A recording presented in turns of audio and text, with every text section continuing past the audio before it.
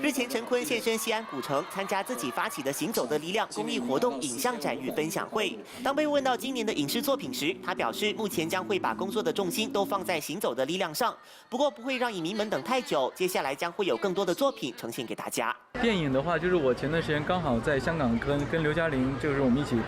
帮一个年轻的导演完成一部电影叫《过界》，这部电影是蛮有社会和社会理念的冲突的一个现实题材的电影。那我们拍完了，那接下来呢，我回来了之后继续做行走力量年底的分享会这些。那到明年我会再继续完成其他电影的拍摄。